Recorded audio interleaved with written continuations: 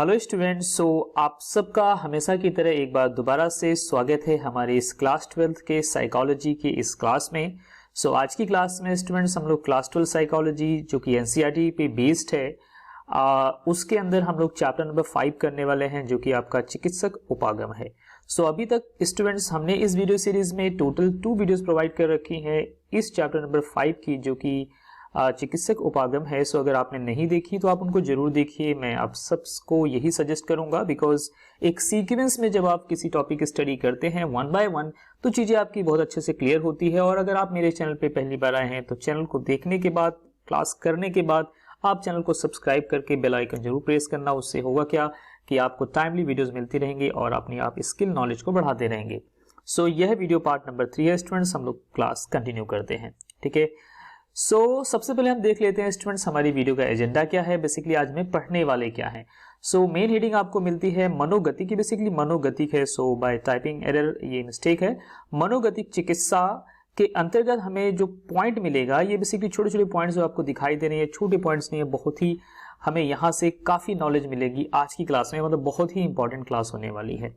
Okay, तो सबसे पहला क्या है जो अपने को पॉइंट मिल रहा है ये है कि अंतः मनोद्वंद के स्वरूप को बाहर निकालने की विधियां। देखो कितनी इंटरेस्टिंग बात है, हमें आज सीखने को मिलेगी। अंतः मनोद्वंद मतलब कोई एक व्यक्ति है, उसके मन के अंदर कुछ द्वंद्व चल रहा है। द्वंद्व का मतलब कुछ कंफ्यूजन, कुछ परेशानी, उसकी कुछ अपनी समस्या जो अंदर ही अंदर बेचारा जूझ रहा है वो। तो ऐसे जो मनोद्वंद चलते हैं उसके स्वरूप को पहचानना और उसके बाद ऐसी विधि को हम देखेंगे, उसे बाहर कैसे निकाले उसको हम जानेंगे। तो सोचो कितनी इंटरेस्टिंग क्लास आपके लिए होगी, आपके नॉलेज के लिए भी और आपके एग्जाम के लिए भी ऑफ कोर्स। नेक्स्ट आपका जो पॉइंट है उपचार की प्रकारता, राइट। उपचार की प्रकारता मतलब जो आपका होगा, ट्रीटमेंट इन द सेंस जो भी आपके ऊपर थेरेपी चलाई जाएगी साइकोलॉजिस्ट के द्वारा, जो आपके चिकित्सक होंगे उनके द्वारा। उसकी प्रकारता क्या है, राइट। उसका एक जो वेरिएशन है वो कितना है, कितना ब्रॉड है, उसको हम देखेंगे। नेक्स्ट आपका है उपचार की अवधि और इसका एक टाइम ड्यूरेशन जो होता है। हर एक उपचार, चाहे जिस भी प्रकार का उपचार हो, चाहे हमें जुकाम हो जाए या हमें खांसी हो जाए या हमें फीवर हो जाए, तो जितने भी हमारे क्या कहते हैं डिजीज होती हैं जो नॉर्मल हमें रूटीन में देखने को मिल जाती है कई बार हमारे डे टू डे के लाइफ में, हर सब की एक टाइम ड्यूरेशन होता है, एक समय के अंतराल में ही उस डिजीज को क्योर किया जाता है। तो उसी तरह से यहाँ उसकी भी अवधि होगी, तो उसको हम लोग देखेंगे। स्टूडेंट्स आगे जाने से पहले मैं आप सबसे कहना चाहूंगा, बिकॉज अभी देखो मैं स्टार्टिंग में इसलिए कह रहा हूं बिकॉज आप सब अवेयर नहीं हो, आप सबको पता नहीं है कि मैंने जो है आप सबके लिए क्लास 12 साइकोलॉजी के लिए एक नोट्स की मैंने एक सेपरेट साइट बनाई है। और इस साइट बनाने का मेरा यही पर्पज है, ये प्योरली क्लास 12 के साइकोलॉजी के लिए, साइकोलॉजी के स्टूडेंट्स के लिए है। मतलब साइकोलॉजी के जो भी बच्चे हैं, चाहे वो 11th होंगे, अभी तो फिलहाल मैं क्लास 12 फोकस कर रहा हूं, बाद में 11th भी आएगा इसके अंदर, ओनली साइकोलॉजी, ठीक है। और जो आपके कॉमन आपके जो अदर एग्जाम होते हैं जैसे टैट वगैरह एग्जाम के आपके हो गए, उनके लिए यहाँ पर कंटेंट मिलेगा। तो आप सब जो 12th क्लास के साइकोलॉजी के स्टूडेंट्स हैं, आप यहाँ जाइए, आप ही के लिए कंटेंट सबसे पहले मिल रहा है। बहुत ही क्वालिटी कंटेंट, यहाँ से अपनी स्टडी कीजिए और बहुत ही बेस्ट तरह का नोट्स आपको मिलेगा। चिकित्सक उपागम का क्लास 12 साइकोलॉजी चैप्टर 5 यहाँ आपको मिल जाएगा, बाकी और भी चैप्टर्स आपको मिलेंगे। हम स्लोली यहाँ पर इंप्रूवमेंट कर रहे हैं। अच्छा, उसके बाद एक बात आपसे और कहना है स्टूडेंट्स, आप लोग किया क्या करो, प्लेलिस्ट में जाया करो। प्लेलिस्ट में जिसको जाना नहीं आता, वैसे आप लोग इतने स्मार्ट तो सभी हो, लेकिन हो सकता है कुछ मेरे ऐसे स्टूडेंट्स हों जो थोड़ा अभी भी मोबाइल फोन से इतना ज्यादा अवेयर न हो, तो उनके लिए ये बेसिकली मैसेज है कि होम पे जाकर के या मेरे इस पे क्लिक करके होम पे जाना। होम पे जाने के बाद आपको प्लेलिस्ट का ये टैब मिलेगा, यहाँ क्लिक करोगे तो आपको इस वाले सेक्शन में class 12 psychology for Hindi medium आपको मिलेगा। यहाँ पर अलग अलग चैप्टर्स की मैंने प्लेलिस्ट बनाई है, यहाँ से आप देख पाएंगे। तो अभी चैप्टर 4 तक अवेलेबल है, बहुत जल्द चैप्टर 5 भी अवेलेबल हो जाएगी। चलते हैं स्टूडेंट्स, आज की क्लास कंटिन्यू करते हैं। सबसे पहली हेडिंग, बहुत इंपॉर्टेंट हेडिंग है ये, मनोगतिक चिकित्सा। तो अगर आपने इसकी पहली की क्लास जो हमने पार्ट नंबर 5 जो पार्ट नंबर 5 कह रहा हूं, जो पार्ट नंबर 2 की हमने चैप्टर 5 की जो हमने क्लास करी है, उसके अंदर मैंने आपको मनोगतिक चिकित्सा के बारे में काफी कुछ बताया था, राइट। लेकिन आज हम उसका एक ब्रॉड एंड पार्ट करेंगे, एक डिस्क्रिप्टिव मेथड से, डिस्क्रिप्टिव तरीके से हम एलोबरेटिव स्टडी करेंगे। डिटेल में स्टडी करने वाले, कहने का मतलब आप सिंपल शब्दों में ऐसा समझ सकते हैं।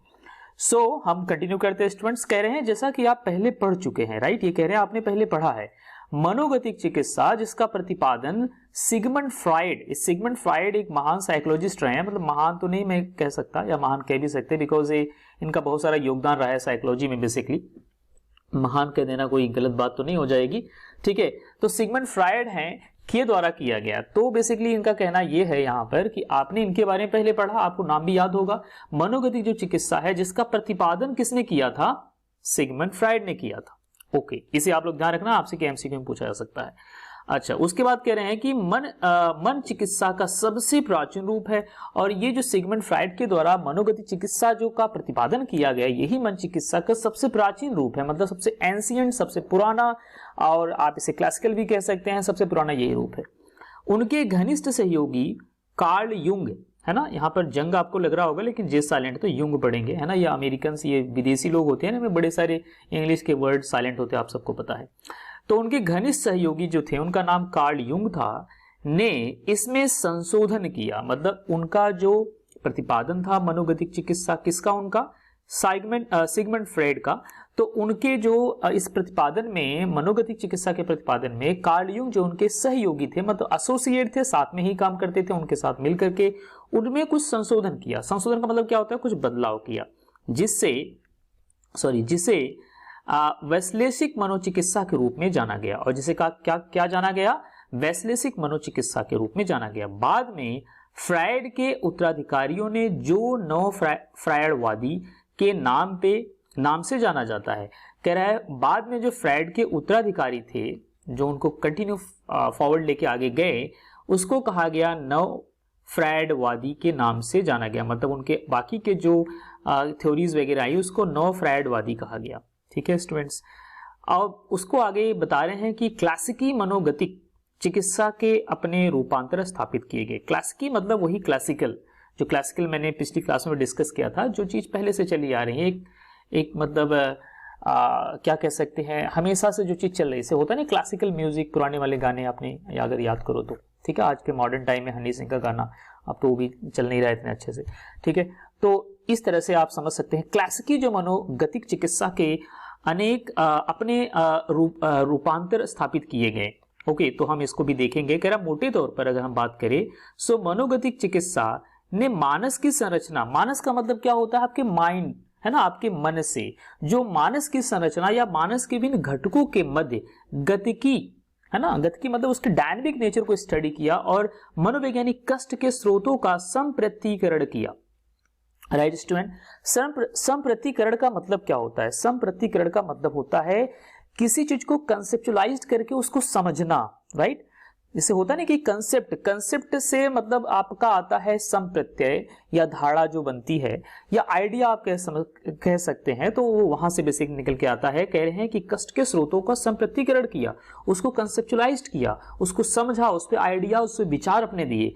आप इन संप्रत्ययों को, ये सारे जो कंसेप्ट है, इन सभी संप्रत्ययों को कह रहे हैं आप ने पढ़ा होगा पहले भी, है ना, जो कि आत्म एवं व्यक्तित्व जो आपका सेकंड चैप्टर है आई गेस सो, इस चैप्टर में आपने पढ़ा होगा, काफी इंपॉर्टेंट चैप्टर ये भी था, बहुत ही इंटरेस्टिंग चैप्टर था ये, तथा मनोवैज्ञानिक विकार, है ना, तो इन दोनों चैप्टर्स में आपने इसके बारे में पढ़ा होगा। ओके, कह रहा है कि अध्याय में पहले ही पढ़ चुके हैं, ऑब्वियस सी बात है, अगर आपने थोड़ा बहुत मन से पढ़ा होगा या मेरी वीडियोस देखी होगी तो आपने डेफिनेटली पढ़ा, नहीं देखा होगा तो जरूर देखेगा स्टूडेंट्स। मनोगतिक चिकित्सा में उपचार की विधि, उपचार के चरण, चिकित्सात्मक संबंध की प्रकृति, प्रत्याशित परिणाम की व्याख्या नीचे दी गई है, तो हम उनको यहां पर देखने वाले हैं step by step learning module में। तो सबसे पहला आपने को हेडिंग मिलता है स्टूडेंट्स, कह रहे हैं अंतः मनोद्वंद के स्वरूप को बाहर निकालने की विधियां।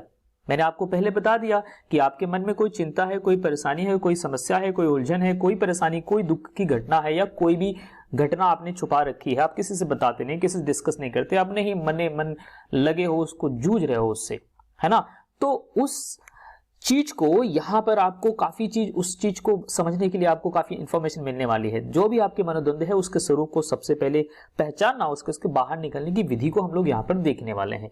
ओके स्टूडेंट्स, सो यहाँ पर हमें बताया जा रहा है चूंकि मनोगतिक उपागम का मतलब क्या होता है, अप्रोच, कोई तरीका होता है, राइट, कहीं जाने की या कहीं पहुंचने की एक मतलब क्षमता होती है हमारे अंदर। कह रहे हैं चूंकि मनोगतिक उपागम, है ना, जो मनोगति की, जो मन की आपकी गति है, मनोगति का मतलब क्या हुआ, आपके मन की गति, राइट।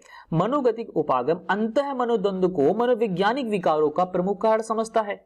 ओके, कह रहे हैं जो मनोगतिक उपागम है, मतलब इसके जो अप्रोचेस हैं, इसके जो तरीके हैं, वो अंतः मनोद्वंद, आपके अंदर जो मनोद्वंद चल रहा है को मनोवैज्ञानिक विकारों का मुख्य कारण समझा जाता है। ऑब्वियस सी बात है, कोई बंदा अगर मनोद्वंद में है, वो टेंशन में है, तो वो क्यों है बताओ, इसलिए है कि उसके मन के अंदर द्वंद चल रहा है ना, उसके दिमाग में टेंशन है, डिप्रेशन है, तभी तो परेशान है वो, तो यही मुख्य कारण है। कह रहा अतः उपचार में पहला चरण इसी अंतः मनोद्वंद को बाहर निकालना है। ऑब्वियस सी बात है स्टूडेंट, जिस बात से आपको समस्या हो रही है सबसे पहले उसी को पकड़ा जाए, उसी को बाहर निकाला जाए। ओके, कह रहे हैं कि मनोविश्लेषण ने अंतः मनोद्वंद को बाहर निकालने के लिए दो महत्वपूर्ण विधियां बताई। कह रहे हैं मनोविश्लेषण, मनोविश्लेषण का मतलब जो भी मन का विश्लेषण करता है, आपके सोच समझ का जो विश्लेषण करता है, उन्होंने दो विधियां बताई आपके अंतः जो मनोद्वंद है उसको बाहर निकालने का। बड़े ध्यान समझना स्टूडेंट, बड़े ध्यान सुनना, मैं बिल्कुल कहानी जैसे पढ़ा रहा हूं और जहां तक मुझसे हो सकेगा इसको मैं इजी और सिंप्लीफाइड रखूंगा। ओके, तो यहां पर दो विधियों में पहली विधि है मुक्त साहचर्य। मुक्त साहचर्य का मतलब होता है फ्री एसोसिएशन। अच्छा, फ्री एसोसिएशन अगर नहीं समझे तो इसका मतलब ये होता है जैसे कि आपने मित्र के साथ बैठते हो, अपने दोस्तों के साथ जिस तरह से बैठते हो, बिल्कुल फ्री फंड होकर के और गप्पे मारते हो, है ना, बिल्कुल आपको किसी की डर नहीं है ना। ऐसे पापा के सामने बैठते हो थोड़ा बड़ा डर होता है, मम्मी के सामने थोड़ा और कम डर होता है। जब फ्रेंड के सर्कल में जाते हो तो आप बिल्कुल फ्री हो के कुछ भी बोल रहे हो, कुछ बात कर रहे हो, किसी के बारे में चुगली कर रहे हो, जो मर्जी सो करो। तो ये होता है मुक्त साहचर्य, फ्री एसोसिएशन। एसोसिएशन है राइट, लेकिन मुक्त है, कोई टेंशन नहीं है कहने का मतलब। तो ये पहली विधि है। दूसरा आपका बताया गया तथा स्वप्न व्याख्या, ड्रीम इंटरप्रिटेशन, है ना। स्वप्न व्याख्या मतलब जो भी आप स्वप्न देखते हो उसका इंटरप्रिटेशन करना, उसकी व्याख्या को समझना। ओके, कह रहे ये विधि का आविष्कार किया गया। ओके, तो ये दो विधियां आती हैं, दो विधियां पूछी जाएगी, तुरंत आप आंसर देना। अतः मुक्त साहचर्य विधि सेवार्थी की समस्याओं को समझने की प्रमुख विधि है। ओके स्टूडेंट्स, सेवार्थी मतलब वो जो सेवा ले रहा है, किससे ले रहा है, चिकित्सक से ले रहा है। सेवार्थी को आप पेशेंट भी समझ सकते हैं। कह रहा है जब एक बार चिकित्सात्मक संबंध स्थापित हो जाता है और सेवार्थी आरामदेह महसूस करने लगता है। लेट से कि आपको कुछ समस्या है, डॉक्टर के पास जाते हैं और डॉक्टर बहुत ही बढ़िया है, डॉक्टर ने आपसे बढ़िया संबंध स्थापित कर लिया, आपसे बेटा बेटा करके बात किया और आप बिल्कुल उसकी बातों में आ चुके हो, बिल्कुल आपको लगा ये डॉक्टर तो मेरा फ्रेंड बन चुका है। और उसके बाद डॉक्टर जो जो पूछेगा सो बताओगे, बड़े ही प्यार से बताओगे। इसे कहते हैं फ्री एसोसिएशन करना। ओके, और डॉक्टर ऐसा ही होना चाहिए। ऐसे डॉक्टर नहीं होने चाहिए कि बस आप गए और बताए और दवाई दे दे। ऐसा डॉक्टर तो बिल्कुल आराम देता नहीं, अगर दवाई ठीक भी है तब भी आराम लेट ही होता है। ओके, कह रहे हैं आगे, तब चिकित्सक उससे कहता है, किससे कहता है, सेवार्थी से कहता है कि वह स्तरण पटल, इसे काउच पे कहते हैं, काउच पर लेट जाए। कहते हैं कि भाई आप अपने बेड बिस्तर जो भी वहां पर होगा काउच पे लेट जाओ, चलो अपनी आंखों को बंद कर ले और मन में जो कुछ भी आए उसे बिना किसी अवरोधन या काट छाट के बताने को कहता है। कौन कहता है, लेट्स से कि ये है चिकित्सक, इसको हम थोड़ा सा ऐसे कैप लगा देते हैं ताकि डॉक्टर लगे। ठीक है, ये चिकित्सक है और ये मान लेते हैं रोगी है। तो रोगी जब चिकित्सक के पास जाएगा तो ये चिकित्सक क्या कहेगा कि भाई आप इसको पहले फ्री एसोसिएशन इसके साथ करेगा, उसके बाद कहेगा आप बिस्तर पे ये जहां पर काउच लगा हुआ है आप इस पे लेट जाओ और उससे जो है कुछ बातें उससे पूछेगा, आंख बंद करवा करके उससे कुछ बातें पूछना शुरू करेगा। ओके, कहता है। ओके, फिर कह रहे हैं सेवार्थी को एक विचार को दूसरे विचार से मुक्त रूप से संबंध करने के लिए प्रोत्साहित किया जाता है। अब ये बात बड़ी इंपॉर्टेंट है समझना। कह रहा है जैसे कि जो सेवार्थी है जो भी बात बोलेगा, है ना, जैसे सेवार्थी बोलता है कि मुझे पानी से बहुत डर लगता है। ओके, सेवार्थी मतलब ये कहता है कि मुझे पानी, जहां मैं पानी देख लेता हूं मैं डर जाता हूं। ओके, तो ये बोलेगा, डॉक्टर बोलेगा, मतलब जो भी आपका साइकोलॉजिस्ट है वो पूछेगा अच्छा क्यों डर जाते हो, उसका डरने क्या कारण है ना। तो ये तो बेसिकली आपका बिल्कुल अनकॉन्शियस होता है। अनकॉन्शियस का मतलब भी आपको समझाऊंगा मैं, ठीक है, और सब कॉन्शियस का मतलब भी आपको समझाऊंगा, ठीक है। सचेतन अचेतन मन जो मन होता है मैं उसको भी थोड़ा सा आपको अंडरस्टैंड कराऊंगा अभी। तो ये जो बंदा है, मतलब जो सेवार्थी है, ये जब पहले बताता है मुझे पानी से डर लगता है तो ये पूछेगा अच्छा पानी से डर क्यों लगता है। तो ये क्या, देखो यहाँ पर क्या हो रहा है, उसके विचारों, जो उसके विचार आ रहे हैं उसके संबंध आपस में क्यों ऐसा है, वो पानी से एक्चुअली डरता क्यों है, उसको रीजन को जानना चाहेगा, है ना। तो वो पानी से डरता है, वो बात ठीक है, आपको पता लग गया कि पानी से डरता है, लेकिन डरता क्यों है, वो रीजन मेन आपका जानना है। आपका मतलब ये इस डॉक्टर का जानना है या जो साइकोलॉजिस्ट है उसका जानना है। तो पूछेगा पानी से आपको डर क्यों लगता है, तो वो हो सकता है बताए कि मेरे सामने मेरा फ्रेंड पानी में डूब के अपनी जान गंवा बैठा था। तो यहां देखो, आपने देखा कि किस तरह से उसके दिमाग में एक कुंठा सी बनी हुई है ना। उसको पानी से डर क्यों लग रहा है कि उसने देखा था ना ऐसी कुछ घटना। तो यहाँ पर स्टूडेंट्स आप इसे इस तरह समझिए, कह रहा है वही देखो यहाँ बताया जा रहा है, सेवार्थी को एक विचार से दूसरे विचार से मुक्त रूप से संबंध करने के लिए प्रोत्साहित करता है। बोलता फ्री फंड होकर के आप बताओ, है ना, विचारों से जोड़ो, कनेक्टिविटी देखो कि कहां से विचार आया कैसे। ऐसे ही लेट्स से कि अगर आप साइकोलॉजी से डरते हो, तो अगर आप इससे मैं जब मिलूंगा तो मैं पूछना चाहूंगा कि यार बेटा आप मुझे ये बताओ साइकोलॉजी आखिर में डर आपको लगता क्यों है, उसके पीछे का रीजन मैं जानना चाहूंगा, है ना। तो उसके ढेर सारे रीजन में जान के फिर मैं कंक्लूजन पे आऊंगा। उसी तरह से सेम कहानी यहां पर हो रही है और इस विधि को मुक्त साचर विधि कहते हैं स्टूडेंट्स। जब सेवार्थी एक आरामदायक और विश्वसनीय वातावरण में मन में जो कुछ भी आए बोलता है, तब नियंत्रक पराहम, है ना। पराहम का मतलब क्या होता है, अभी बड़ी अच्छी बात आ गई, नियंत्रक पराहम। नियंत्रक पराहम इसे हम कहेंगे, इसे इंग्लिश में एक अच्छा सा वर्ड, इसे कहते हैं सुपर ईगो। सुपर ईगो का नाम अगर आपने नहीं सुना तो गूगल करिएगा। इसे सेंसरिंग सुपर ईगो कहते हैं, नियंत्रित पराहम। जैसे आपके साथ कभी होता होगा, लेट्स से कि आप अपने फ्रेंड सर्कल में हो, अगर आप बॉय हो, है ना, लेट्स से कि आप फ्रेंड सर्कल में हो या गर्ल भी हो सकता है, गर्ल तो ऐसा नहीं करेंगी, लेकिन बॉय का एग्जांपल ले लेता हूं कि लेट्स से अगर आप बॉय हो, आप फ्रेंड सर्कल में बैठे हो और आपका कोई फ्रेंड है जो थोड़ा सा बिगड़ैल है, बिगड़ैल इन द सेंस मतलब उसके बिहेवियर अच्छे नहीं है, तो वो स्मोकिंग करता है और आपको भी दिखाता है, बोला ले यार एक सुट्टा तो भी मार, क्या फर्क पड़ता है ना। अगर आपको दिखाता है तो आपके अंदर एक क्या आएगा, सुपर ईगो आएगा। आप मनी मन आपका मन का एक हिस्सा बोलेगा ना ना ना ये गलत बात है भाई, देख ऐसा नहीं करना चाहिए, मेरे फैमिली में ऐसा कोई करता नहीं है, ये मेरे क्या कहते हैं फैमिली के वसूलों के हिसाब से नहीं है, मैं ऐसा नहीं कर सकता। एक मन बोलेगा कि नहीं मत कर और दूसरा बोलेगा कर ले यार, टेस्ट कर ले थोड़ा चेक कर ले, देख ले कैसा होता है ना। तो यहां पर एक नियंत्रित पराहम चलेगा, मतलब आप सेंसर करोगे अपने आप को, इसे इंग्लिश में कहते हैं सेंसरिंग सुपर ईगो, जो हमें कुछ गलत कामों को करने से रोकता है। और ये डेफिनेटली होता है, इसमें आप सभी ने एक्सपीरियंस किया होगा, जब कुछ गलत काम कर लेते हैं हमारे मन का एक हिस्सा बोलता है, समझाता है कि बेटा ऐसे मत कर, तो गलत बात है ये, है ना। और फिर आगे करें, तथा सतर्क अहम जो होता है को प्रसुप्त अवस्था में रखा जाता है। जो सतर्क अवस्था होती है ना, उसको प्रसुप्त, उसको शांत रखा जाता है, राइट। और इस तरह से उसकी सारी बात को निकाला जाता है, किसकी, जो सेवार्थी होता है उसकी सारी बात, कुछ बिना कंट्रोल के सब कुछ बोलता जा सब कुछ निकालता जा। तो मतलब उसका कोई कॉन्शियस कंट्रोल नहीं है यहाँ पर। आप इसे ऐसा समझ सकते हो कि लेट्स से कि आप ये जो सेवार्थी जो अपनी मन की सारी बातों को डॉक्टर से बताता जा रहा है, कोई कॉन्शियस कंट्रोल नहीं रख रहा है, सब कुछ बता रहा है टेंशन फ्री होके, है ना। तो आप ऐसा किसके साथ कर सकते हो, मेरे ख्याल से मुझे नहीं लगता कि आप किसी के साथ में इजिली कर सकते हो। लेट्स से कि आपके मन में कोई द्वंद है, आप कुछ बातें अपने फ्रेंड से भी छिपा के रखते हो, स्टूडेंट्स में सही बताओ अगर तो ऐसा होता है ना। आपको लगता है कि मैं फ्रेंड से बता दूंगा शायद मेरे दोस्त, मेरे फ्रेंड सर्कल में वो लोग हंसेंगे मेरे ऊपर, है ना। तो ऐसा भी होता है। तो मतलब बहुत सारी बातें होती है, लेकिन हम उनको यहाँ पर साइकोलॉजिकल स्तर पे किस तरह से समझे, उस चीज को मैं आपको समझाना चाह रहा हूं। जब कोई साइकोलॉजिस्ट मिलता है तो उसकी ये विधि होती है। कह रहा है आगे कि चूंकि चिकित्सक के बीच में हस्तक्षेप नहीं करता, कौन नहीं करता, सेवार्थी नहीं करता, है ना। चिकित्सक के बीच में हस्तक्षेप नहीं करता, वो पूछता नहीं कि नहीं आप मुझसे ऐसा क्यों पूछ रहे हो, बिकॉज उसने फ्री एसोसिएशन बना रखा है, बढ़िया वाला उसको सेटिंग कर रखी है, तो जो भी पूछेगा सब कुछ बताएगा। इसलिए विचारों का मुक्त प्रवाह आ रहा है ना। मतलब उसने कुछ मर्डर भी कर दिया, वो भी बताएगा कि मैंने इसको मारा, इतने को मारा, ऐसे लूटा, मतलब सारी बात बता देगा। ओके। अचेतन मन की इच्छाएं और द्वंद्व जो अहम द्वारा दमित किए जा रहे हो, वो सचेतन मन में प्रकट होने लगते हैं। राइट स्टूडेंट्स, यहां पर बात समझो ध्यान से। हमारे मन के दो स्तर होते हैं, एक होता है अचेतन जो चेतना में नहीं है, जो कॉन्शियस में नहीं है। एक होता है सचेतन जो कॉन्शियस है। जैसे मैं भी आपको पढ़ा रहा हूं तो मैं कॉन्शियसली पढ़ा रहा हूं, लेकिन मेरे मन के अंदर कुछ विचार ऐसे उठते हैं, वो अचेतन वाले होते हैं, मतलब मेरा उस पर कोई कंट्रोल नहीं है, राइट। जैसे मेरी सांसें चल रही है, ये अनकॉन्शियसली चल रही है, मतलब इस पर मेरा कोई कॉन्शियस कंट्रोल नहीं है। मेरी बात समझिए ध्यान से, थोड़ा सा मैं आपको और अंदर लेके जाने की कोशिश कर रहा हूं। ऐसे हम लोग ब्रीदिंग करते हैं, हमारे ब्लड का सर्कुलेशन होता है, इसमें हमारा कोई कंट्रोल नहीं है, या जो मैं ब्रीदिंग करता हूं उस पर कंट्रोल मेरा है, लेकिन हमेशा नहीं होता। जैसे मैं ध्यान से अगर सोच के ब्रीदिंग करूं, सांस लूं, तो मैं थोड़ा गहरी गहरी सांस ले सकता हूं, ऑक्सीजन का फ्लो बढ़ा सकता हूं। तो ये सचेतन है। लेकिन जब अचेतन में होता है तब क्या होता है, ऑटोमेटिकली एक प्रोसेस चलता रहता है।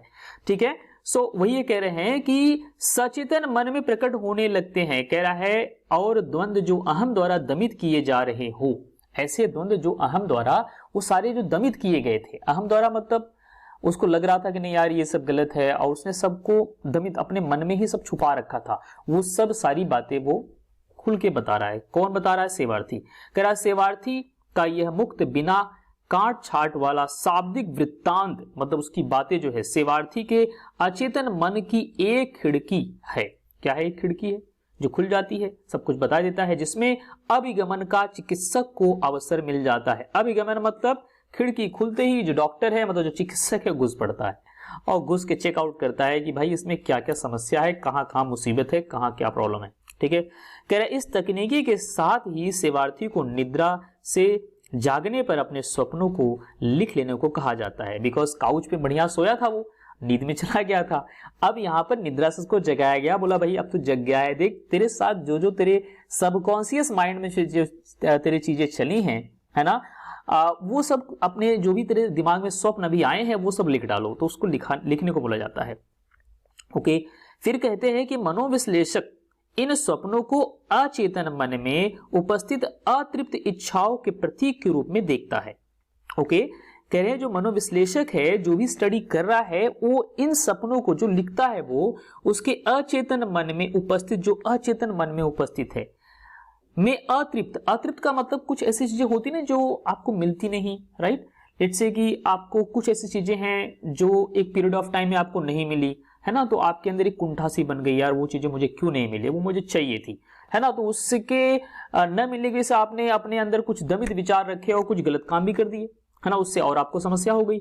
तो वो यहाँ पर अतृप्त हो गया, इच्छाओं के प्रतीक के रूप में देखता है। स्वप्न की प्रतिमाएं प्रतीक हैं, यहाँ पर जो स्वप्न की उसकी प्रतिमाएं जो भी बताएगा वो उसकी प्रतीक होती हैं, सिंबल होती हैं, जो अंतः मानसिक शक्तियों का सांकेतिक होती हैं, वो अंतर के जो मन होता है उसकी शक्तियों का संकेतक होती है, मतलब उससे उसको समझ मिलती है। स्वप्न प्रतीकों का उपयोग करते हैं। ओके, स्वप्न क्या होते हैं, प्रतीकों का उपयोग करते हैं, आप सबको पता है। स्वप्न क्या करता है, सपने में प्रतीक तो आते हैं, आपको कुछ दिखता है, कभी कुछ दिखता है ना, उसमें सब प्रतीक ही प्रतीक आते हैं, है ना, मतलब कुछ ना कुछ दिखाई देगा आपको, कहने का मतलब यह चित्रण होगा, क्योंकि वे अप्रत्यक्ष रूप से अभिव्यक्त होते हैं, राइट। और वो अप्रत्यक्ष रूप से नहीं, अप्रत्यक्ष रूप से अभिव्यक्त होते हैं, वो दिखते हैं, इसलिए अहम को सतर्क नहीं करते। इसलिए अहम जो आपका ईगो होता है, अहम का मतलब क्या होता है इंग्लिश में, ईगो होता है, इसे ईगो कहते हैं, को सतर्क नहीं करते। इसको सतर्क यहाँ करने की जरूरत नहीं है। जैसे आप कुछ बात जब बोलते हो ना तो बड़ा सोच समझ के बोलते हो, आपका ईगो वहां पर रहता है, ईगो बैलेंस करके रखता है कि हाँ मैं ऐसा बोल रहा हूँ, ऐसा कर रहा हूँ, है ना, या मैं कहीं जा रहा हूँ तो मैं कहीं, मतलब कुछ भी अगर आपके साथ हो रहा है तो वहां पर आपका अहम हमेशा रहता है, आपका ईगो हमेशा रहता है स्टूडेंट्स, राइट, उसको हमेशा आगे रख के चलते हो आप लोग। लेकिन ऐसे कंडीशन में जब बंदा मुक्त होकर के सपने देख रहा है तो वहां अहम कुछ काम नहीं करता। यदि अतृप्त इच्छाएं, जो इच्छाएं अतृप्त हैं, प्रत्यक्ष रूप से अभिव्यक्त की जाए, वो प्रत्यक्ष रूप डायरेक्टली अगर वो सामने दिखाई जाए, सदैव सतर्क अहम उन्हें दमित कर देगा, है ना। तो ये बात है। जैसे मान लेते हैं कोई एक स्टूडेंट है या कोई भी एक मतलब सेवार्थी है, वो कुछ भी ऐसा कुछ गलत काम किया, उसको प्रत्यक्ष रूप से कभी कुछ नहीं करेगा वो, है ना, तो उसको दमित कर देगा, उसको हमेशा छुपा सा देगा, है ना, उसको ढकसा देगा, दमित करने वाला उसको ढकसा देगा।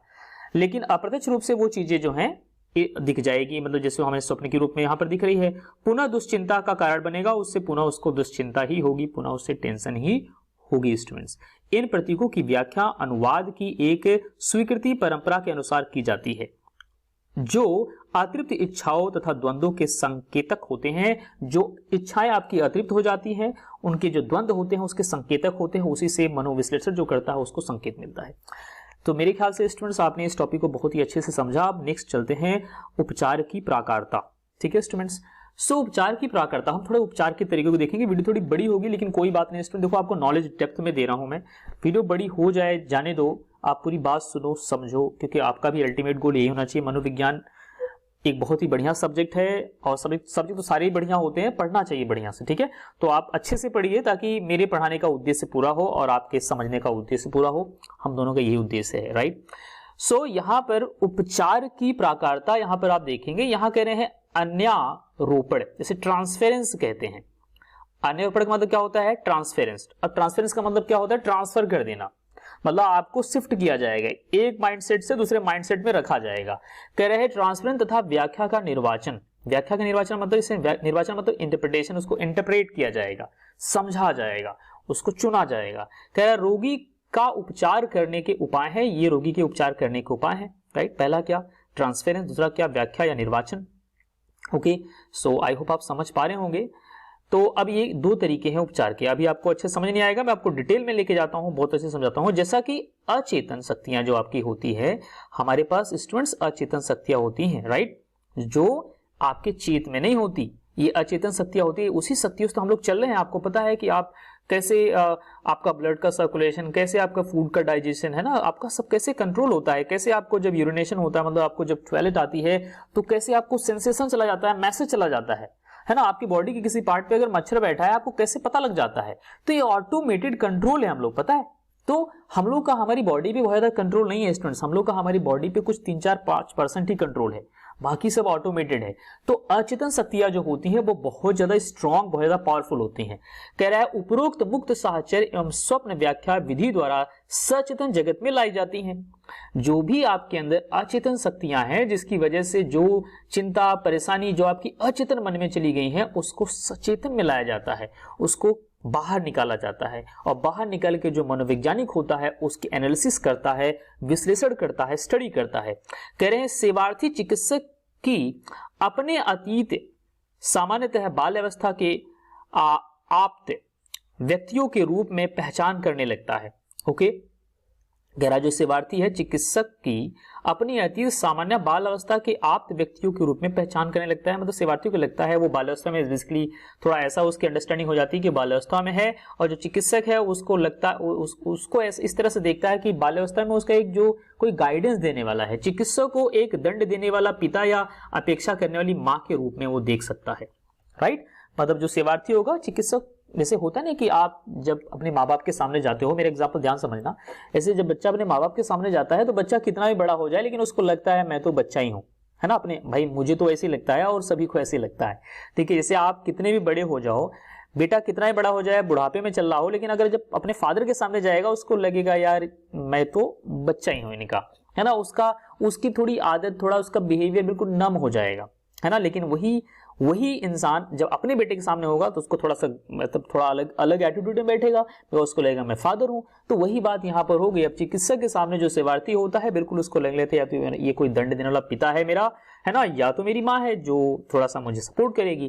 कह रहे चिकित्सक एक अनिर्णयात्मक तथापि अनुज्ञापक आवृत्ति बनाए रखता है। मतलब जो चिकित्सक होता है बड़ा स्मार्ट होता है, वो बिल्कुल शांत रहता है, वो कुछ दिखाता नहीं, अगर वो कुछ दिखाए तो सब गड़बड़ हो जाए, वो बिल्कुल शांत एंड बिल्कुल नॉर्मल रहेगा उसी कंडीशन में। सेवार्थी को सामवेगिक पहचान स्थापित करने की इस प्रक्रिया को जारी रखने की अनुमति देता है और बोलता है बेटा तो अपनी प्रक्रिया जारी रख, अपनी मन की बातें बताता रहा, टेंशन फ्री होकर के, ठीक है, मैं सारी बात सुन रहा हूं तू तेरी, है ना। तो इस तरह से वो उससे बोलता है। यही अन्योन्यपरण की प्रक्रिया है, और यही स्टूडेंट्स क्या है, अन्योन्यपरण की प्रक्रिया है। इसी बीच उस सेवार्थी का ट्रांसफरेंस होता है, बदलाव आता है, उसके मन की कुंठा हटने लगती है, राइट। समझ रहे हो। जैसे मैं आपको चलो एक इंटरेस्टिंग बात बताता हूं कि लेट्स से कि एक बच्चा है, मैं कोई कहानी नहीं बता रहा हूं, जस्ट बनाया हूं आपके लिए अभी। एक कोई बच्चा है, इस बच्चे ने लेट्स से कि कुछ घर से पैसे चुरा लिए, ओके। अब घर से पैसे चुरा लिए और इसके पैसे चुरा के ही चला गया मार्केट में, और जैसे ही मार्केट में जाता है तो बच्चे को शॉपिंग करता देख, है ना, या किसी शॉप में कुछ खाता पीता देख या कुछ शॉपिंग करता देख जो है, लेट्स से बच्चे के अंकल उसको देख लेते हैं। तो बच्चे के अंकल जब उसको देख लेंगे कि बच्चा यार यहाँ कैसे शॉपिंग कर रहा है, अकेले कैसे टहल रहा है, ये इसको पैसे कहाँ से मिले, तो बच्चे के मन में तुरंत कुंठा आ जाएगी, टेंशन हो जाएगी, बोले यार मुझे तो अंकल ने देख लिया, अंकल पापा से बताएंगे, है ना, तो इस तरह से मैं तो मेरी पिटाई होगी, मेरी बेइज्जती होगी, बहुत सारी बातें। तो ये इसके मन में एक अंदर से अंदर ही अंदर एक कुंठा का डेवलपमेंट हो जाएगा, एक अंतर्द्वंद चलेगा, है ना। और हो सकता है इतना ज्यादा हो जाए कि उसके अचेतन मन में एंट्री मार जाए वो, और बहुत ज्यादा टेंशन में हो जाए वो। लेकिन इसी बच्चे को जब फादर के सामने लाया था, फादर उसको बोलता है बेटा तू टेंशन फ्री होकर के अपनी सारी मन की बातें बता, है ना। और जब ये बताना शुरू करता है, फादर बिल्कुल नॉर्मल रहता है, ऐसा नहीं कि बताना शुरू करता है फादर उसको मारना शुरू करते हैं, ऐसा नहीं, वो बताता है, फादर ध्यान से सुनते रहते हैं। अब इस कंडीशन में जब फादर उसकी बात को ध्यान सुनेंगे, जो सारी बातें ये बक देगा, तब इसको लगने लगेगा कि पापा कुछ नहीं बोल रहे, इसका मतलब उसका टेंशन आधा, इसका टेंशन ऑटोमेटिकली खत्म हो जाएगा। मैं ये बताना चाह रहा था कि बताते बताते जब तक ये सुनेंगे और जब इनका बिहेवियर नॉर्मल देखेगा तो इसकी आधी टेंशन गायब। जैसे होता है ना, जज के सामने आपने सारी बातें बता दी तो आपको राहत मिलती है, नहीं अब तो भाई जो भी होगा अच्छा ही होगा, है ना, इस तरह से। तो यहाँ पर वही चीज हो रही है स्टूडेंट, ध्यान से समझना आप लोग, मेरा समझाना ही गोल है आप लोग को अल्टीमेट। फिर कह रहे हैं चिकित्सक इस प्रक्रिया को प्रोत्साहन देता है ना। जैसे ये फादर है, बोलता है बेटा बेटा और सारी बातें बता, तो मुझे चिंता मत कर, तो बता प्रॉब्लम क्या है तेरी बता, है ना। तो इस तरह से प्रोत्साहन देता है, क्योंकि इससे उस सेवार्थी के अचेतन द्वंद्वों को समझने में मदद मिलती है, उसके अंदर की बात को समझने में मदद मिलती है। सेवार्थी अपनी कुंठा, क्रोध, भय, अवसाद, जो भी उसके डिप्रेशन वगैरह है को उसने अपने अतीत में उस व्यक्ति के प्रति अपने मन में रखी थी, है ना। जो भी उसके मन में जो चीजें थी वो फटाफट फटाफट बकता चला गया, लेकिन उस समय उनकी अभिव्यक्ति नहीं कर पाया था। ओके, जो चिकित्सक के प्रति व्यक्ति करने लगता है। ओके, तो यहां पर ये चीज आपको समझनी है। कह चिकित्सक वर्तमान में उस व्यक्ति का स्थानपन्न बन जाता है। चिकित्सक क्या बन जाता है? स्थानपन्न बन जाता है, मतलब वहां पर उसको स्टडी कर रहा होता है, मतलब उसकी प्लेस पे रिप्लेस करके अपने आप को वहां पर समझता है वो। इस तरह से भी आप समझ सकते हैं। इस अवस्था को अन्यारोपण तंत्रिका ताप कहते हैं, जो कि आपके एग्जाम में पूछा भी गया है, पूछा भी जा सकता है। इसे ट्रांसफरेंस न्यूरोसिस कहते हैं स्टूडेंट्स, ध्यान समझना इसे, ठीक है। कह रहा चिकित्सक वर्तमान में उस व्यक्ति का स्थानपान बन जाता है, मतलब उसकी प्लेस पे अपने आप को रिप्लेस करके वो चीजों को समझता है ध्यान से, अच्छा अच्छा ऐसे ऐसे ऐसे, है ना। तो ये सारी इस तरह से स्टडी हो रही है, राइट। फिर कह रहे हैं स्टूडेंट्स एक पूर्ण विकसित अन्यायोपरण तंत्रिका ताप चिकित्सक को सेवार्थी द्वारा सहे जा रहे अंतः मनोद्वंद के स्वरूप के प्रति अभिज्ञ बना देता है। अभिज्ञ मतलब उसको एक्सेस दे देता है, उसको समझ दे देता है, राइट स्टूडेंट्स।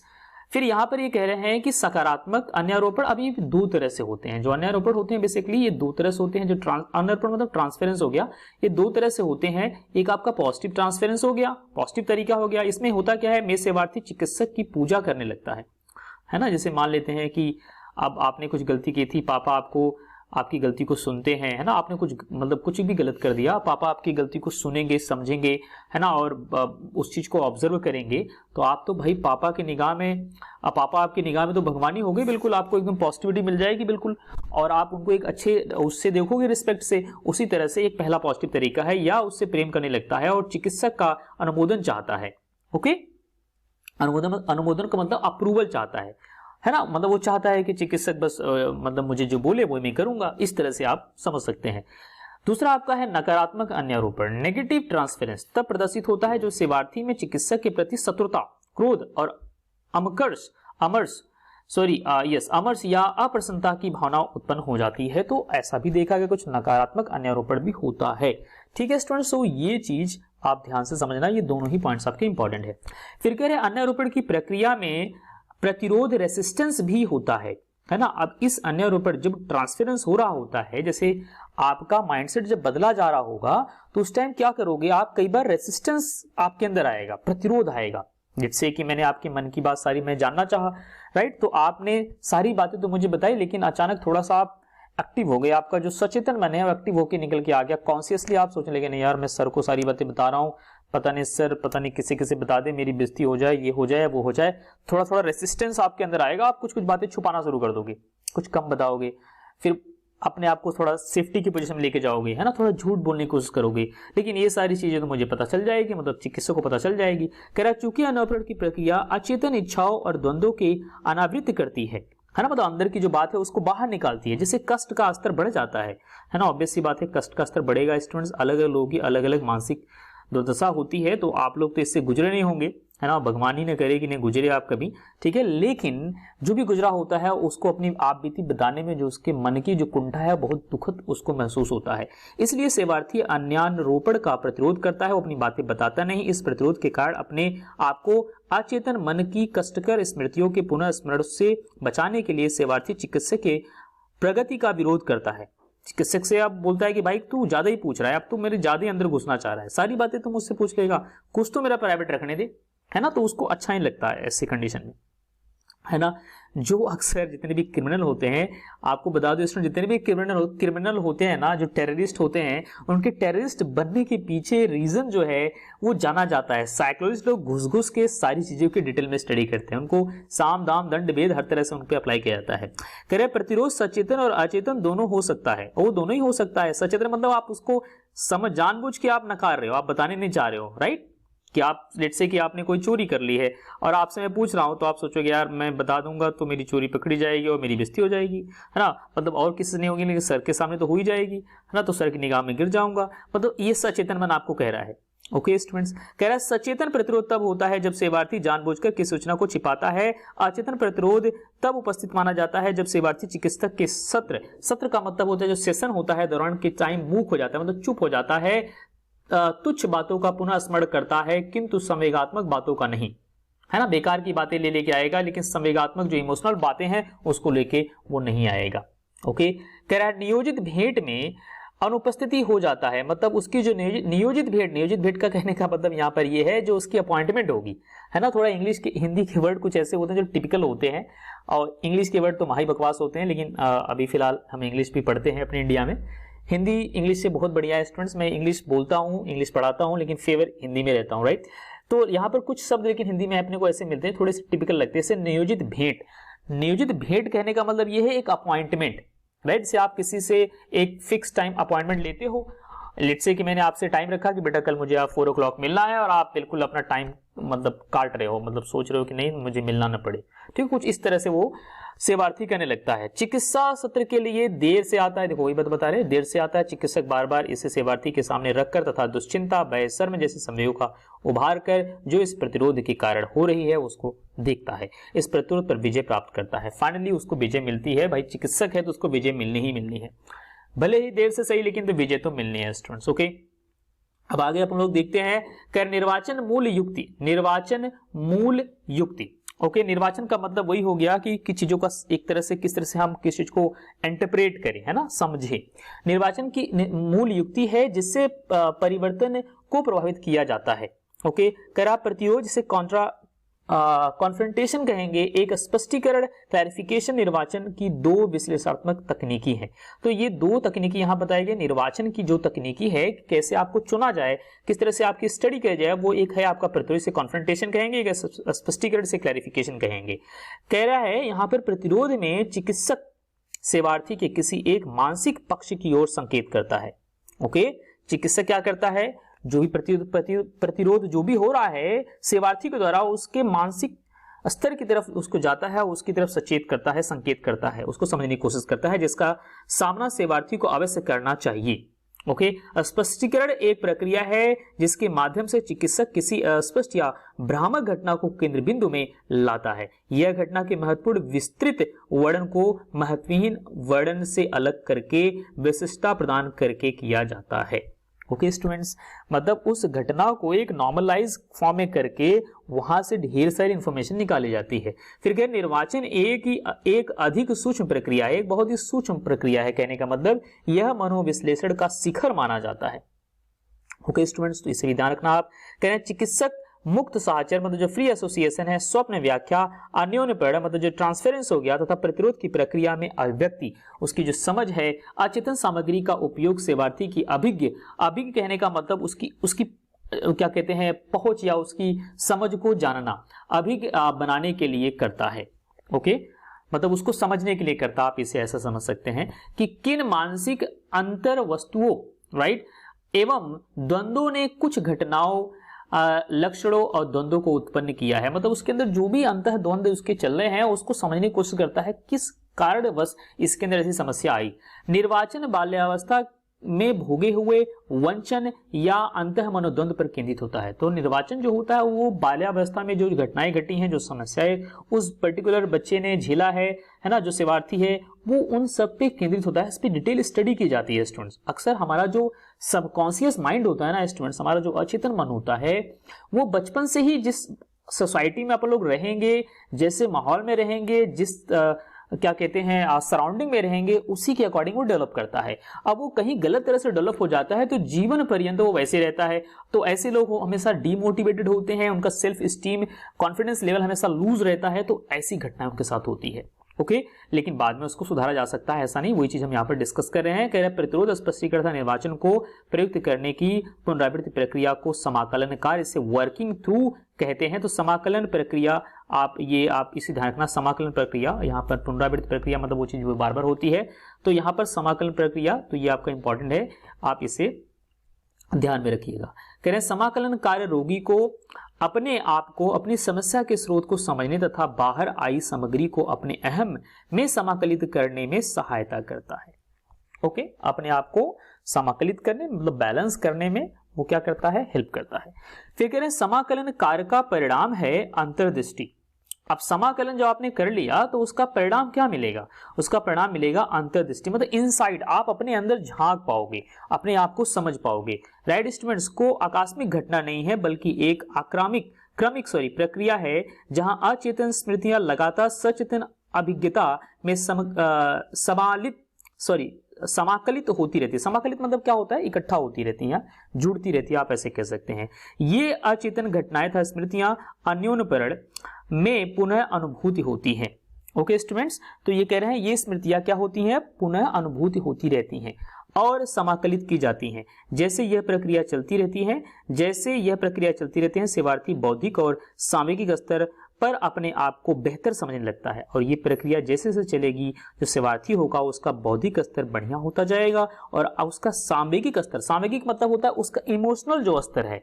देखो स्टूडेंट्स, हम लोग के पास दो चीजें हैं, पता है, एक तो हमारा बुद्धि काम करती है, दूसरा हमारा इमोशन काम करता है। राइट, तो इमोशन, हम लोग इमोशन समझते हैं, इसे भावना कहते हैं।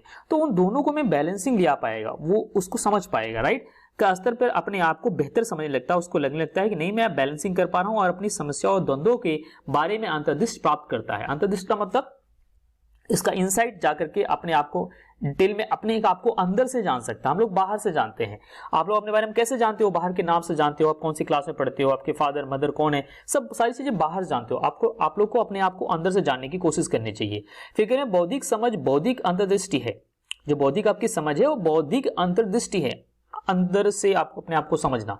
यहां पर ये चीजें बताई जा रही है। कह रहे सामयिक समझ जो है भूतकाल की अप्रीतिकर घटनाओं के प्रति अपनी अविवेकी प्रतिक्रियाओं की स्वीकृति, सामयिक रूप से परिवर्तन की तत्परता और परिवर्तन करना सामयिक अंतर्दृष्टि है। तो बड़ी इंपॉर्टेंट बात यहां पर बता दी छोटे से कुछ लाइन में। सो यहां पर जरा समझिए, ये तो समझ गए होंगे आप, यहां समझिए। कह रहे हैं सामयिक जो समझ होती है, जो आपके अंदर इमोशनल चीजें जो सेट हो जाती हैं, बैठ जाती हैं, जो भावनात्मक रूप से जो आप कुंठित हो जाते हो, वो जो भूतकाल की कुछ ऐसी घटना आपके साथ घटी रहती है, लेट से कि आपकी किसी ने बेइज्जती कर रखी है बुरी तरह से, तो आपके दिमाग में वो मतलब चढ़ी पड़ी है, बिल्कुल एक जगह सेट हो चुकी है। आपको फिर ऐसी कुछ घटनाएं जो जिसकी वजह से आपकी बेइज्जती हुई है, अब वो करने में आपको डर सा लगता है, आपको पता है कि नहीं आप बेहतर नहीं कर पाओगे बिकॉज बेइज्जती आपकी हो चुकी है। तो वो एक भावनात्मक रूप से आपको सेट कर ली गई है।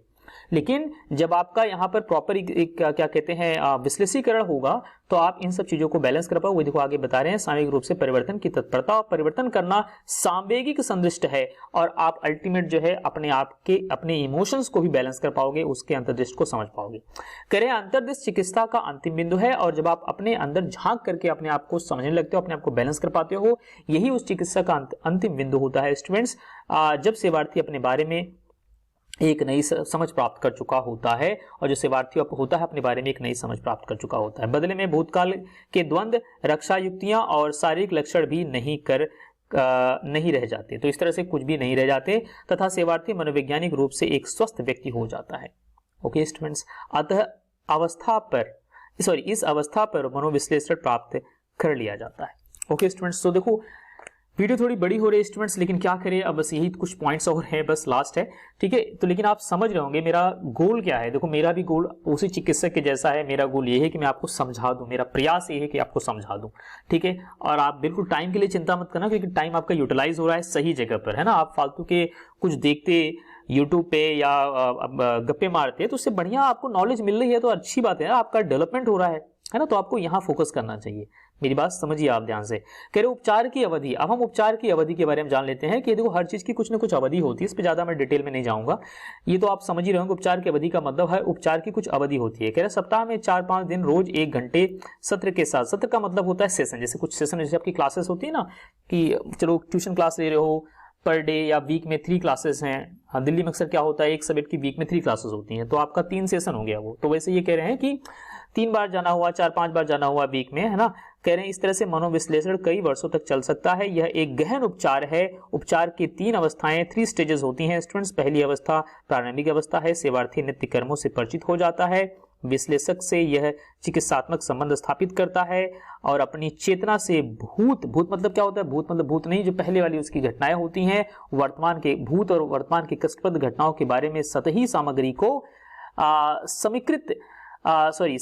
संस्मृत प्रक्रिया में वह कुछ राहत महसूस करता है। संस्मृति का मतलब उसकी जो स्मृति है उसको बताता है, जो पहले घटना हुई, जो अभी हुई है, जो पास्ट की है, जो प्रेजेंट की है ना, उनको डिस्कस करता है। उसके साथ में दूसरी अवस्था, ये तो पहली अवस्था हो गई, ठीक है। दूसरी अवस्था मध्य अवस्था है, जो एक लंबी प्रक्रिया होती है, जिसमें हमने देखा लंबी अवस्था वाली। कह रहा है इसमें जो विशेषता से इसकी विशेषता यह है कि सेवार्थी की ओर से अन्योन्यपरण मतलब उसका ट्रांसफरेंस पूरा होता है। प्रतिरोध मतलब जो रेजिस्टेंस होगा तो चिकित्सक के द्वारा प्रतिरोध और स्पष्टीकरण अर्थात समाकलन कार्य चलता है। ये सारी प्रक्रियाएं अंतर्दृष्टि की ओर ले जाती हैं, मतलब ये आपके इनसाइड की तरफ लेके जाती हैं, आपको अपने अंदर की पहचान कराई जाती है। स्टूडेंट्स, जिस दिन आप अपने अंदर की पहचान करने लगे ना, आप अपने बारे में जानने लगे अच्छे से, उस दिन आप जीवन में कभी दुखी नहीं रहोगे, कभी असफल नहीं रहोगे, जीवन में सफल हमेशा होगे। आपको अपने अंदर से अपने आप को जानना है। और हमारी इंडिया, हमारा जो भारत है, इसी वजह से महान माना गया है। भारत की महानता इसी में है। गरीबी अमीरी की बात मत देखो, इकोनॉमिकली कितना स्टैंड अप करता है अपनी कंट्री, वो अलग बात है, दैट्स ऑल, वो अदर पर्सपेक्टिव है वो। लेकिन यहाँ पर हम लोग जो इंडियंस हैं वो इनर वाइज चीजों को जानते हैं। जो हमारी जो कंट्री के जो महान जो सेंट हैं, सेंट का मतलब जो संत महापुरुष रहे हैं, वो इंटरनली, वो अंदर की तरफ फोकस करते हैं, है ना। वो अपने आप को अल्टीमेट सोल, जो सुपर नेचुरल सोल होती है, जिसे हम परमात्मा कहते हैं, भगवान कहते हैं, और अल्लाह बिस्मिल्लाह अलग नाम जानते हैं, उनसे कनेक्टिविटी हमारी रखी जाती है, उनसे जोड़ा जाता है कि उसको समझता है बेसिकली, राइट। तो आप इसे समझिए, बाहर की चीजों से नहीं। और इसी वजह से भारत इकलौता जैसे पूरे विश्व में जो अकेला है और महान है, और महान रहेगा जब तक भारतवर्ष रहेगा।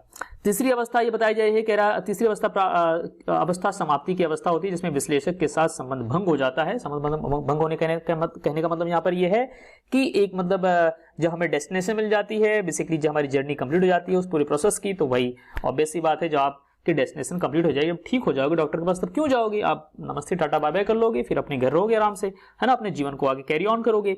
तो इस तरह से सेवार्थी चिकित्सा छोड़ने के लिए तैयारी करने लगता है या कर लेता है। Okay students, so I hope आप बहुत अच्छे समझ गए होंगे। अब मैं आप सबसे एक छोटी सी बात करना चाहूंगा स्टूडेंट्स, अगर आप स्टूडेंट्स सैंपल पेपर की स्टडी करते हो, लेट्स से कि आपका एग्जाम आने वाला है, ठीक है, अगर आप एग्जाम के पीरियड में ये वीडियो देख रहे हो, आपका एग्जाम आने वाला है और सैंपल पेपर की स्टडी करते हो, तो मेरा आप सबसे कहना रहेगा स्टूडेंट्स, सैंपल पेपर की स्टडी न करके इस बार हमारे एग्जाम बूस्टर को आप ट्राई कीजिए। बिकॉज हमारे जो अपने जो क्या कहते हैं जो हमारे ट्यूशंस में या हमारे एकेडमी जो बच्चे पढ़ते हैं, उनके लिए हम एग्जाम बूस्टर बेसिकली प्रोवाइड करते हैं। ओके, एग्जाम बूस्टर होता क्या है, इसके अंदर हम लोग 15 डेज की सेपरेट क्लास होती है और इसमें की नोट्स प्रोवाइड करते हैं, previous question paper, most important question paper, live meeting भी होती है, ठीक है। इसमें होता क्या है, बच्चे का उस पर्टिकुलर सब्जेक्ट में, यहाँ पर साइकोलॉजी के बारे में बात करूंगा, अदर हमारे पास अलग अलग सब्जेक्ट है, हम सब पे फोकस इस तरह से करते हैं। उस पर्टिकुलर सब्जेक्ट में बिल्कुल डिटेल में फोकस किया जाता है, उनका कंसेप्ट देखा जाता है, उनको बहुत ही क्या कहते हैं इंपॉर्टेंट उनके क्वेश्चंस को कराया जाता है ना। तो ये सारा करा करके उनकी प्रिपरेशन हम 15 डेज में बहुत ही अच्छी कर देते हैं और इससे डेफिनेटली 101% सक्सेस मिलती ही मिलती है। अगर आप पास होना सक्सेस मानते हो पास होना कोई सक्सेस तो मुझे नहीं लगता, लेकिन अगर कुछ ऐसे स्टूडेंट्स होते हैं जो पास होने के लिए भी जिनके लाले पड़े होते हैं, तो उसके लिए 100% सक्सेस यहाँ पर मिलेगी। अगर आप थोड़े से अच्छे से बच्चे हो, है ना, तो उस केस में आपके बहुत अच्छे स्कोर होते हैं। सो यहाँ पर आप न जा करके आप हमारे एग्जाम बूस्टर को स्टूडेंट ज्वाइन कीजिएगा जरूर। आप या आपके जो फ्रेंड सर्कल है आप ज्वाइन कीजिए। हमारी बहुत नॉमिनल सी फीस है, और फीस इसकी वजह से रखी है स्टूडेंट्स बिकॉज एक टीम पूरी वर्क करती है और पूरी टीम मिल करके वर्क कर रही है, आपके लिए वर्क कर रही है। सो डेफिनेटली थोड़ा सा चार्ज बनेगा, लेकिन वो चार्ज आपका रीजनेबल होगा, आपको कोई चिंता करने की बात नहीं होगी। Okay, so I hope students आपको वीडियो पसंद आई है, और किसी भी तरह का डाउट हो तो प्लीज अपने क्या कहते हैं यार, मुझे जरूर कमेंट बॉक्स में कहना, और अपने फ्रेंडों को वीडियो जरूर शेयर करना। स्टूडेंट्स मैं ये कहना चाह रहा था, लेट बहुत ज़्यादा हो चुका है इसलिए मैं थोड़ा जल्दबाजी में आ चुका हूँ। So that's all, take care, thank you so much.